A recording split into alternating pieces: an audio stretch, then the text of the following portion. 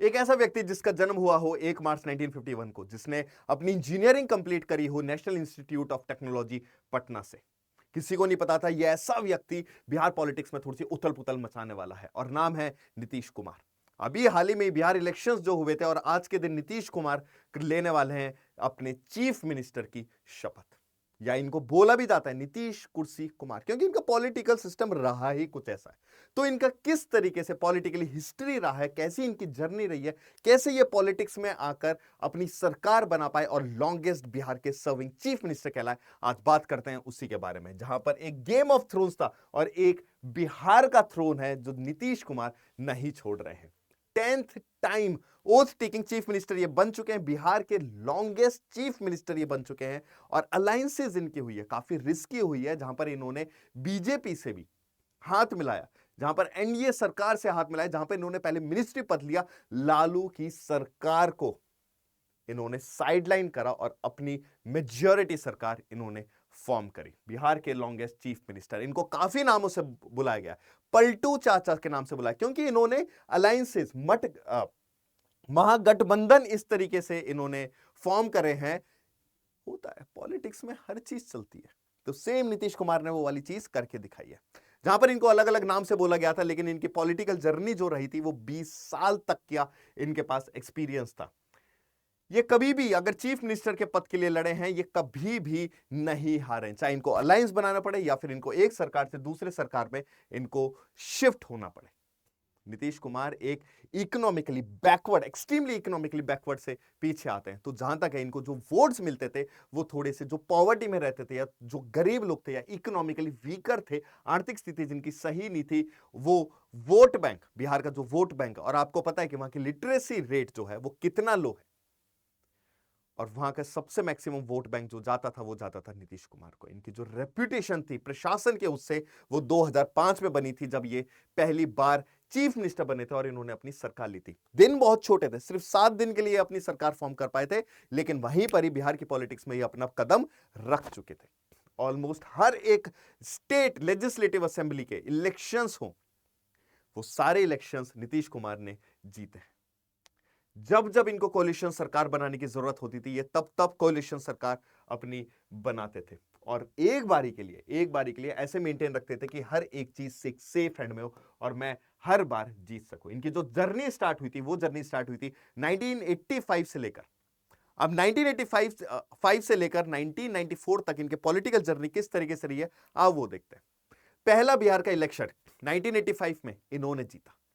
इनके बाद 1989 में ये लालू के साथ आए थे, ठीक है ना, support Lalu as leader of the opposition, क्योंकि बिहार में लालू का उस टाइम पे वर्चस्व ज्यादा था। लेकिन बाद में थोड़े से जो सिनेरियो था वो थोड़ा सा शिफ्ट होता दिखाई दिया, जहां पर नीतीश कुमार और लालू जहां एक साथ थे, जहां पर वो अपनी मेजॉरिटी सरकार फॉर्म कर रहे थे, वहां पर उनके बीच में थोड़ी सी मुठभेड़ हो गई थी, और 1994 में वो जो अलायंस था वो थोड़ा सा टूट गया था, और एक दूसरे के ये दुश्मन बन गए थे कि गद्दी या तो तुम लोगे या गद्दी मैं लूंगा। उसके बाद engineers formation of Janata Dal, George जिसको हम बोलते हैं लेटर समानता पार्टी इन्होंने फॉर्म कर दी, जहां पर नीतीश कुमार के जो रंग थे वो हल्के हल्के चेंज होते जा रहे थे। उसके बाद जब इन्होंने अलायंस करी बीजेपी से, तब ये समझ लो कि इनका थोड़ा सा सिनेरियो चेंज हो गया था। ये बीजेपी के साथ रहे, बीजेपी से ये हटे, ये सारा सिनेरियो इनका चल रहा था। ये पॉलिटिकल डायलेमा जो है, ये वाली चीज चल रही थी, ये शिफ्टिंग एक पॉलिटिकल पार्टी से दूसरी पॉलिटिकल पार्टी में शिफ्टिंग हो रही थी। 1996 में ये आए थे सीधा बीजेपी पार्टी के साथ, जहां पर एक यू टर्न देखने के लिए मिला था, जहां पर इन्होंने मैक्सिमम जो ये रहे थे, या फिर इन्होंने जो अटल बिहारी वाजपेयी की नजरों में जो एक इमेज बनाई थी, वो इतनी तगड़ी इमेज बनाई थी कि बाद में इनको एक मिनिस्ट्री भी मिल गई थी और ये रेलवे मिनिस्टर भी बने थे, जहां पर की पोर्टफोलियोज जो एक मिनिस्ट्री के रहते हैं वो इनके पास थे, और इन्होंने प्रशासन में इतना अच्छा करा था कि जहां पर अब ये वोट बैंक अपना और स्ट्रांग कर सकते थे। लेकिन जब 2000 आया था, पावर इनको जो मिली थी, इनको जो असली रियलाइजेशन हुआ था कि पावर का क्या रियलाइजेशन होता है, वो हुआ था 2000 में। ये बने थे, ठीक है ना, ये सीएम बने थे, चीफ मिनिस्टर बने थे, जहां पर इन्होंने एनडीए का सपोर्ट लिया था, लेकिन उनको जल्दी रिजाइन करना पड़ गया था। सिर्फ विद इन 7 डेज के अंदर इनको रिजाइन करना पड़ गया था, क्योंकि मेजॉरिटी जिस मेजॉरिटी से इन्होंने फॉर्म करा था, जो एक मेजॉरिटी चाहिए रहती है सरकार फॉर्म करने के लिए, वो मेजॉरिटी चाहिए रहती है एब्सोल्यूट मेजॉरिटी। वो कौन सी मेजॉरिटी चाहिए रहती है? वो एब्सोल्यूट मेजॉरिटी चाहिए रहती है। एब्सोल्यूट मेजॉरिटी का मतलब है जितनी नंबर ऑफ सीट्स हैं, जितनी नंबर ऑफ सीट्स हैं, इन नंबर ऑफ सीट्स का 50% प्लस वन, इतनी टोटल सीट्स का 50% प्लस वन जो रहता है, इतनी सीट्स एक पार्टी को लेनी पड़ती है। तभी वो एक पार्टी जो एमएलए सारे बने हैं वो अपना एक लीडर चुनते हैं, जो बाद में कहलाया जाता है एक चीफ मिनिस्टर। थोड़ा सा सेटबैक हुआ था, जहां ये चीफ मिनिस्टर जो बने थे सिर्फ और सिर्फ 7 दिन के लिए बने थे, लेकिन 2005 के बाद इन्होंने कभी पीछे मुड़ना देखा ही नहीं। ब्रेक थ्रू जो इनके में आया था वो 2005 से लेकर 2013 की जर्नी में आया था। 2005 में ये रिटर्न करे थे बहुत ही स्ट्रांगली, बहुत ही तकड़ी मेजॉरिटी के साथ करे थे, जहां पे 15 साल लालू का जो शासन था इन्होंने ध्वस्त करके रख दिया था। इनका जो मेन फोकस था वो रोड्स पर था, लॉ एंड ऑर्डर मेंटेन उसमें हो रहे थे, क्योंकि उस दौरान में बिहार में दंगे फसाद, और आपका तो रोड की कंडीशन पता ही होगी कि बिहार का इंफ्रास्ट्रक्चर किस तरीके से है। लेकिन नीतीश कुमार ने ज्यादातर जो देखा वो इंफ्रास्ट्रक्चर की तरफ देखा, गवर्नेंस को रिफॉर्म्स, एडमिनिस्ट्रेशन, प्रशासन को रिफॉर्म करने की इन्होंने कोशिश करी थी। 2020 में ये फिर से जीते थे, 2020 में ये फिर से जीते थे, और ये इनका बन गया था लॉन्गेस्ट पीरियड ऑफ स्टेबिलिटी।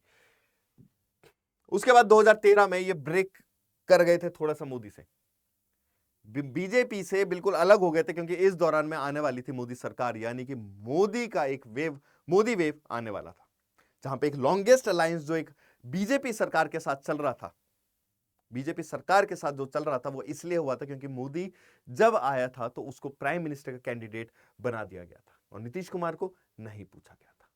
जहां पे थोड़ा सा एक पॉलिटिकल गैम्बल खेला जा रहा था, जहां पे आइडियोलॉजिकली मूव चला जा रहा था, जहां पे ये चीज आ रही थी कि जब मैं अटल बिहारी वाजपेयी कहते हैं, जब मैं इतना सीनियर हूं, जब मैं चीफ मिनिस्टर तक बन चुका हूं, तो why Modi is been selected as the candidate of prime minister. जहां पे इन्होंने कोalition जो एक सपोर्ट था वो खो बैठे थे, जिसकी वजह से जो कुर्सी थी सीएम की वो हल्की सी, वो बोलते हैं ना, अनस्टेबल सी होने लग गई थी। लेकिन 2014 में परफॉर्मेंस फिर बाद में इनकी ड्रॉप हो गई थी, और ये सबसे बिगेस्ट था इनका सेटबैक उस करियर में, क्योंकि बीजेपी का जो एक मेजॉरिटी, जो एक सपोर्ट था सरकार बनाने का, वो उसने बैक स्टेप कर लिया था। 2015 में महागठबंधन हुआ, 2015 में महागठबंधन हुआ, और वो भी किसके साथ? लालू और कांग्रेस के साथ। जहां पर अब इनका दुश्मनाई थी वो बीजेपी सरकार के साथ थी, जहां पे एंटी बीजेपी फ्रंट ये लोग चले थे, जहां पे इन्होंने इलेक्शन जीता और ये वापस से बने चीफ मिनिस्टर, जहां पे नीतीश कुमार ने ये दिखा दिया था कि पॉलिटिकल का जो एक स्टेबिलिटी है, जो एक रीअश्योरेंस है कि बिहार का जो इलेक्शंस है वो सिर्फ और सिर्फ मेरी पार्टी जीत सकती है, और वो उसका सीएम सिर्फ मैं ही बन सकता हूं। 2017 में फिर एक यू टर्न लिया गया, लालू को रातों रात डंप कर दिया गया। जहां पे एक सरकार बनाई गई थी, जहां पे चीफ मिनिस्टर बने थे लालू की मदद की वजह से और कांग्रेस की मदद की वजह से, वहीं लालू को धोखा मिला था, और वापस से कुछ ही घंटों के अंदर ये बीजेपी के अंदर वापस आ गए थे।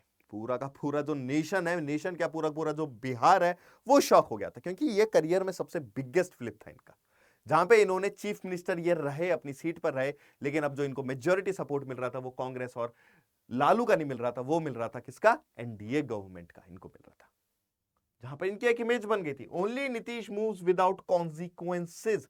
वो लड़ाई झगड़े बिल्कुल भी नहीं चाह रहे होते, वो ऐसे चाह रहे थे भैया जिसकी पावर है उसमें चले जाओ, जिसकी पावर है उनके चले जाओ। इसलिए इनको एक नाम दिया गया था, नीतीश कुर्सी कुमार। ठीक है, नीतीश कुर्सी कुमार इनको दिया गया था। 2022 में इन्होंने बीजेपी छोड़ी, फिर महागठबंधन में आ गए थे। 2024 में फिर इन्होंने एमजीबी छोड़ी, फिर बीजेपी के साथ आ गए थे। फिर 2025 में इन्होंने इलेक्शन जीता, और ये 10वें आज ओथ ले रहे हैं, जहां पर बीजेपी सरकार के साथ ये गठबंधन में, जहां पर इन्होंने बीजेपी सरकार के साथ कोलिशन गवर्नमेंट फॉर्म करी है। क्या एनडीए गवर्नमेंट आज तक रहेगी या इसके आगे भी रहेगी, तो कोई नहीं जानता ये वाला एरा।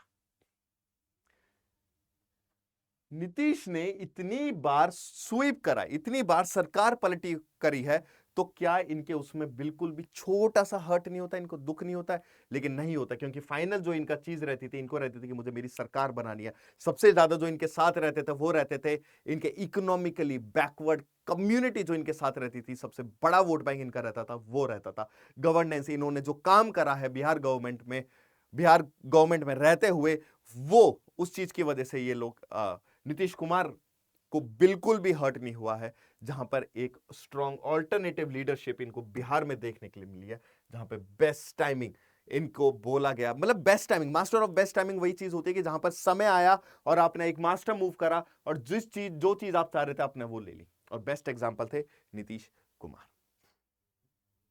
नीतीश कुमार की जर्नी एक बारी के लिए जल्दी से, ये वाली चीज जो है ये क्विक जर्नी नीतीश कुमार की रही थी, लेकिन लेटेस्ट स्वीप और मोदी का प्रॉमिस, नीतीश ने प्रॉमिस करा पीएम मोदी को कि मैं कहीं नहीं जाऊंगा, अब की बार से आप मेरी सरकार फॉर्म कर लो। तो मोदी है भाई, ठीक है ना। मैं नहीं believe that this is tactical, कि मतलब कि अभी का ही है। एक होता है ना बैगन का लोटा, वो बैंगन का थाली होता है, लोटा होता है, वो वाली चीज को लेकर, ठीक है ना। लेकिन आइडियोलॉजिकली नीतीश कुमार को जहां पर स्मार्ट मूव उनको करना पड़ा या फिर एक सरकार से दूसरी सरकार में वो जाना पड़ा, वो कुछ एक मिनट भी नहीं लेंगे वो वाली चीज करने के लिए।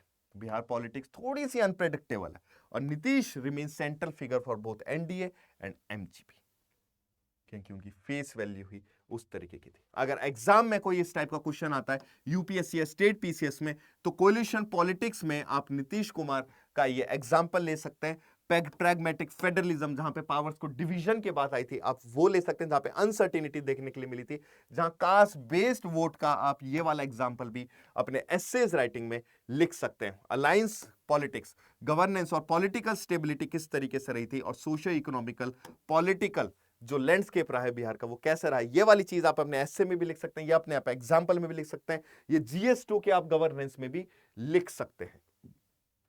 क्वेश्चन क्या रहेगा आपके एग्जाम के लिए, what political factors help Nitish Kumar maintain his dominance in Bihar politics.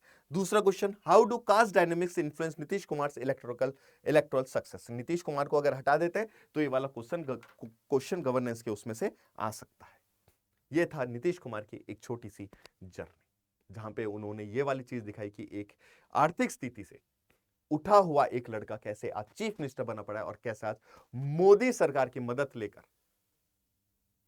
आज के दिन 10th टाइम ओथ लेकर बिहार का चीफ मिनिस्टर बनने वाला। आई होप आपको ये पूरी की पूरी जर्नी जो है नीतीश कुमार की, और थोड़ी सी एक मोटिवेशन भी आपको मिलेगी, और एग्जाम पर्सपेक्टिव से आपको क्वेश्चन भी पता लगा कि एक न्यूज को किस तरीके से पढ़ा जाता है और एग्जामिनर क्या सोचता है उसको क्वेश्चंस लेने के लिए। अगर आपको इसका जवाब देना है तो आप प्लीज कमेंट सेक्शन में जरूर दे सकते हैं। अगर आपको वीडियो पसंद आई तो कृपया करके लाइक करें और चैनल को सब्सक्राइब कर दें। Till then take care and see you soon.